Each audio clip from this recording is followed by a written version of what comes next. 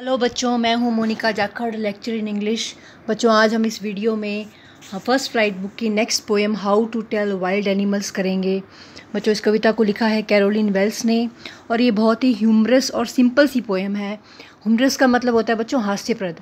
इसमें कवित्री ने हमें यह बताया है कि जंगल के अलग अलग जानवरों को पहचानने के लिए हमें क्या करना चाहिए, यानी उन्हें पहचानने का तरीका हमें कवित्री बता रही है और यह हास्यप्रद तरीके से बताती है। तो ये बहुत ही सिंपल पोएम है। तो चलिए हम शुरू करते हैं। इसमें कवित्री ने लगभग 5-7 जानवरों का जिक्र किया है, उन्हें पहचानने का तरीका बताया है, जैसे कि Asian lion, Bengal tiger, leopard, hyena, chameleon और क्रोकोडाइल और बेयर। तो चलिए शुरू करते हैं। This humorous poem suggest some dangerous ways to identify और टेल वाइल्ड एनिमल्स। तो जैसे बच्चों मैंने बताया था कि इसका शीर्षक है how to tell wild animals. Tell का मतलब यहाँ पे है आइडेंटिफाई करना, पहचान करना, यानी जंगली जानवरों की पहचान कैसे की जाए। तो इस हास्यप्रद कविता में कवित्री ने हमें कुछ डेंजरस तरीके बताए हैं, यानी कि कुछ खतरनाक तरीके बताए हैं जिससे कि हम जंगली जानवरों की पहचान कर सकते हैं कि यह जानवर कौन सा है। Read it aloud keeping to a strong and regular rhythm. तो हमें इसकी कविता का रस लेने के लिए, हास्य रस लेने के लिए या रिदम लेने के लिए हमें ज़ोर से पढ़ना चाहिए ताकि हम इसकी राइम स्कीम को भी समझ सकें, इसकी रिदम को समझ सकें। तो फर्स्ट जो पैराग्राफ है, if ever you should go by chance to jungles in the east, यानी कि अगर कभी आप बाय चांस ही, यानी संयोगवश कभी आप ईस्ट के जंगल्स में जाएं। ईस्ट का मतलब यहाँ पर बच्चों पूर्वी देश से है। जैसे हमारा देश इंडिया जो है वो भी एक ईस्टर्न कंट्री है, पूर्वी देश है। तो कवित्री कहती है कि अगर कभी आप बाय चांस ईस्टर्न कंट्रीज़ में जाएं, उनके जंगलों में जाएं, and if there should to you advance a large and tawny beast, यानी कि अगर वहाँ पर आपकी तरफ कोई एक, एडवांस का मतलब आपकी तरफ बढ़कर आ रहा हो, क्या आ रहा हो, a large and tawny beast, यानी कि एक बहुत विशालकाय, और टॉनी का मतलब होता है येलोइश कलर का बीस्ट का मतलब जानवर।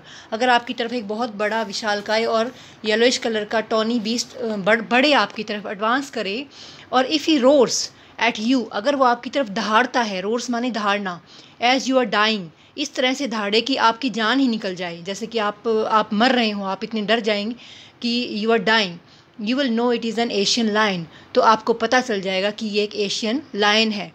तो बच्चों, यहाँ पर कवित्री ने हमें ये बताया है कि अगर आप किसी ईस्टर्न कंट्री में जाते हैं, वहाँ पे आपको अगर एक लार्ज टॉनी बीस्ट मिलता है, कुछ येलोइश कलर का, कुछ येलोइश ब्राउन कलर का बीस्ट मिलता है, और वो आपकी तरफ दहाड़े और आपकी जान ही निकल जाए, तो ये ज़रूर ही एक एशियन लायन है। तो यहाँ पर उसने एशियन लायन की पहचान बताई है। तो देखिए बच्चों, फर्स्ट लाइन का जो लास्ट वर्ड है चांस, और थर्ड लाइन का जो लास्ट वर्ड है एडवांस, तो यहाँ पर इनकी राइमिंग हो रही है, यानी कि इनकी जो प्रोनाउंसिएशन है, जो आवाज़ है इनकी लास्ट में, वो हमें मिलती हुई नज़र आ रही है, चांस एडवांस। इसी तरह से सेकंड और फोर्थ लाइन ईस्ट और बीस्ट, तो यही राइम स्कीम होती है।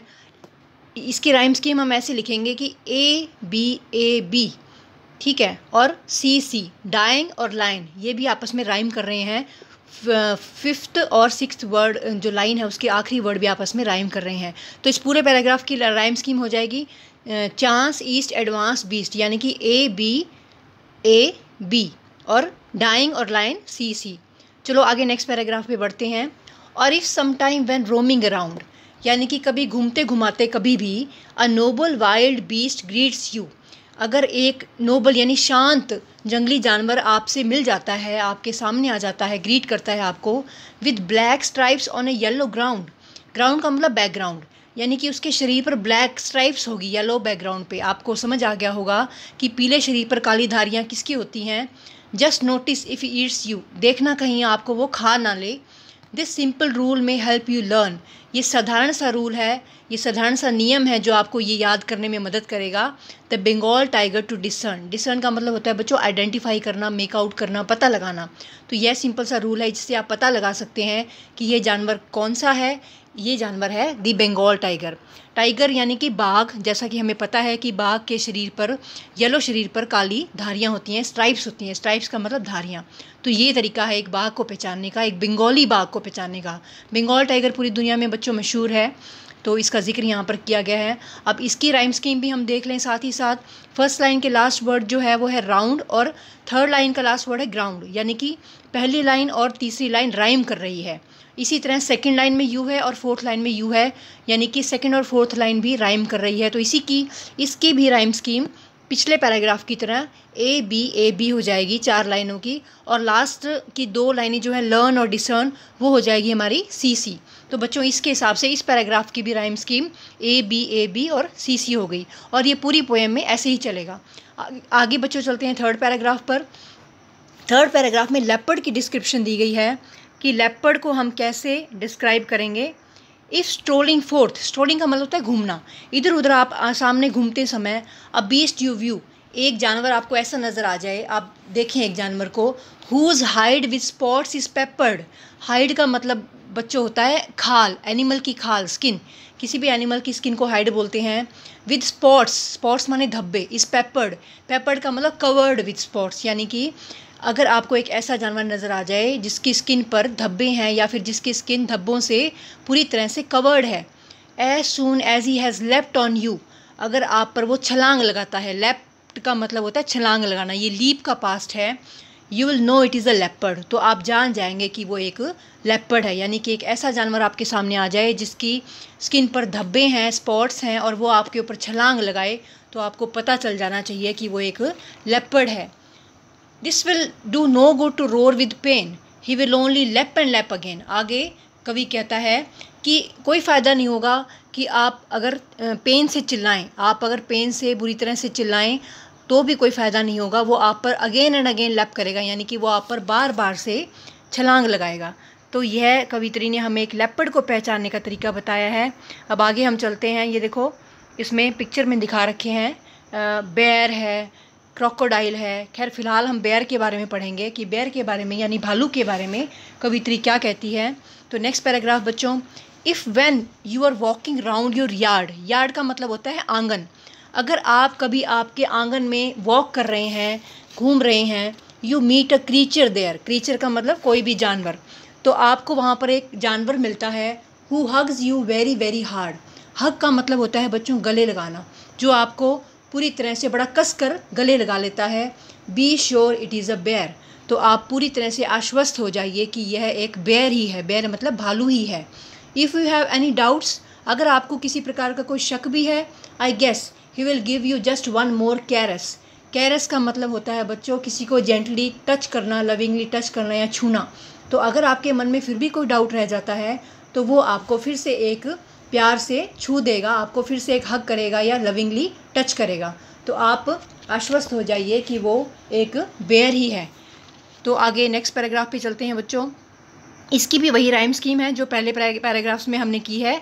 देखिए सेकंड लाइन का यार्ड और थर्ड लाइन का हार्ड, इसी तरह से फर्स्ट लाइन का यार्ड और थर्ड लाइन का हार्ड, इसी तरह से सेकंड लाइन में देयर है, फोर्थ लाइन में बेयर है, और लास्ट की 2 लाइन आपस में राइम कर रही हैं, गेस और कैरस। तो इसकी राइम स्कीम भी हो जाएगी ए बी और सी। आगे नेक्स्ट पैराग्राफ पे चलते हैं। Though to distinguish beast of prey, though का मतलब होता है हालांकि, और डिस्टिंग्विश का मतलब होता है पहचान करना, एक अलग से पहचान करना किसी की। Beast of prey, beast of prey का मतलब होता है बच्चों शिकारी जानवर, जो लोग शिकार करते हैं। अगर हालांकि जब आप शिकारी जानवरों के बीच में आपस में डिस्टिंग्विश करेंगे यानी अंतर पहचानेंगे, फ़र्क पहचानेंगे।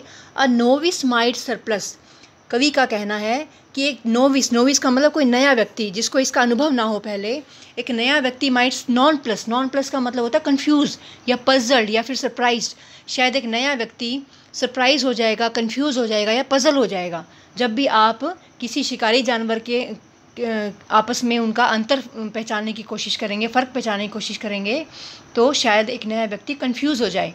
The crocodile you always may tell from the hyena thus, जब आपको किसी क्रोकोडाइल को हाइना से टेल करना हो यानी आइडेंटिफाई करना हो यानी कि फ़र्क पहचानना हो, तो आप ऐसा कर सकते हैं। अब आगे हमें तरीका बता रहा है कवि कि क्या करना है आपको, कैसे पता लगाना है कि क्रोकोडाइल कौन सा है और हाइना कौन सी है। क्रोकोडाइल बच्चों जैसे आपको पता ही है कि मगरमच्छ को कहते हैं और हाइना कहते हैं लकड़बग्घे को। तो देखिए कि क्यूट सी फ़ोटो बना रखी है, राइट साइड में क्रोकोडाइल की है और लेफ़्ट साइड में हाइना की है। तो आगे नेक्स्ट 2 लाइन्स में कवित्री हमें कैसे बताती है कि कैसे डिस्टिंग्विश करना है इन दोनों को। Hyenas come with merry smiles, यानी आपने ऐसे फ़र्क पहचानना है कि हाइना जो है, लकड़बग्गा जो है, वो जब भी आएगा तो मैरी स्माइल्स के साथ आएगा, यानी खुशी भरी मुस्कुराहटों के साथ आएगा, वो हंसते हुए आएगा।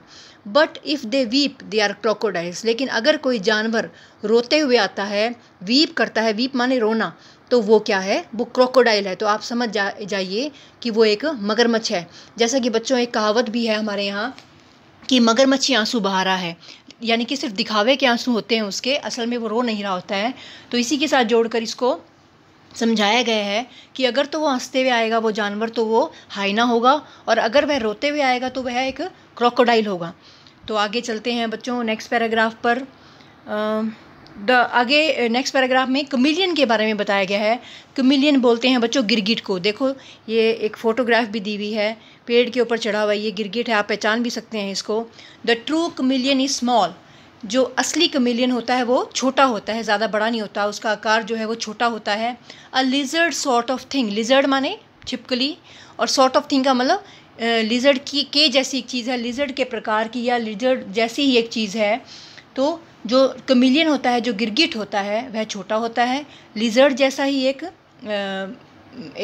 लिजर्ड जैसा ही जंतु होता है, लिजर्ड के प्रकार की एक चीज़ होती है। ही हैज़न्ट एनी ईयर्स एट ऑल, और हमें यहाँ पर कवि पहचान बताता है कि कमिलियन के ईयर नहीं होते, कान नहीं होते। बच्चों क्वेश्चन भी पूछा जाता है हमारे पास से, हमारे इसमें चैप्टर में, कि कमिलियन के क्या नहीं होते और उसके क्या 2 चीज़ें नहीं होती। तो एक तो उसके कान नहीं होते, and not a single wing, और दूसरी और चौथी लाइन में कवित्री ने कहा है कि उसके कोई पंख भी नहीं होते।